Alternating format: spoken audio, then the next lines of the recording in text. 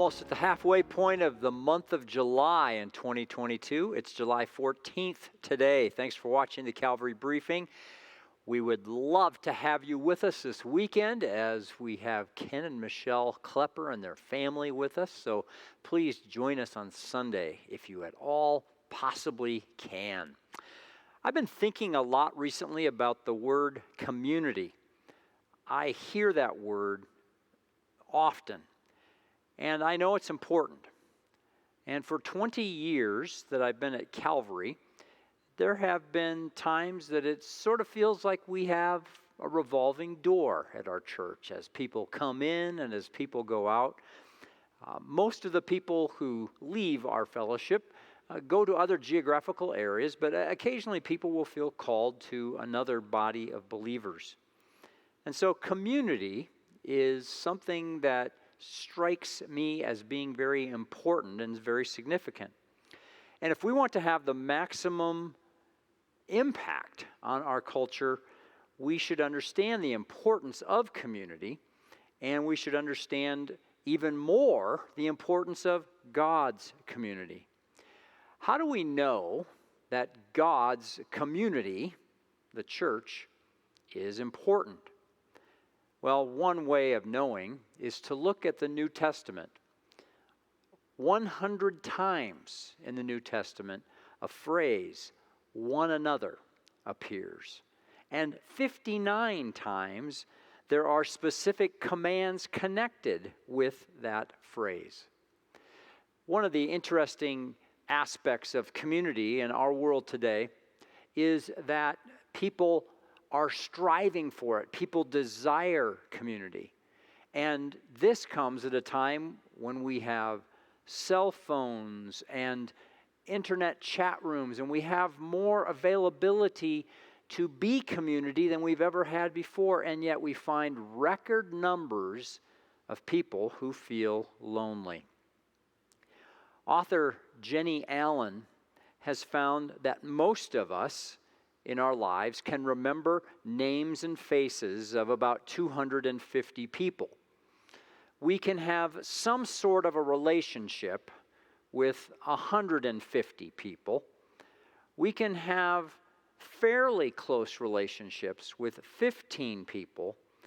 Most of us can have 2 to 5 close friendships.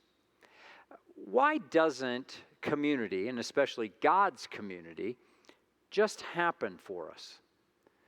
Obviously, one reason is our own sin and selfishness that so oftentimes keeps us tied up in ourselves and unable and unwilling to reach out and even touch other people, whether that is figuratively or whether that is really touching people. Another reason is our fear.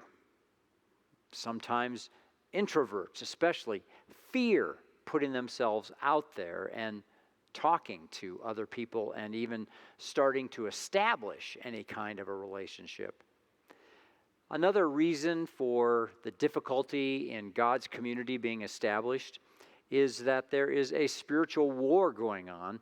Satan does not want you to be connected to other believers. He wants to keep you isolated. That's when he has his best shot at winning in your life. And finally, our regional lives.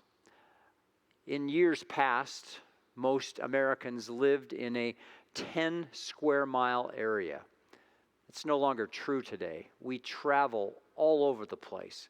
We're very mobile. And so as we travel all over the place, sometimes we do that even in our church relationships. And often people that we would have relationships with live a long distance from us. Well, there are 5 ingredients that Jenny Allen also mentions as being essential for strong relationships. Strong relationships are safe. True belonging requires being fully known and fully loved. And we can only achieve that in safe relationships with caring friends. Another strong ingredient for strong friendships is deep. If we can focus on Christ and others instead of our own needs and desires, we can truly love and serve each other. That comes through shared purpose in relationships. Relationships that are protected are strong relationships. Friends need to be willing to submit to and serve each other. Strong relationships are committed, they're consistent. To develop deep friendships, we need to make regular time for one another and protect relationships with our schedules. And there needs to be a closeness. We need to be able to meet with one another personally. Remember some of these one another's in Scripture.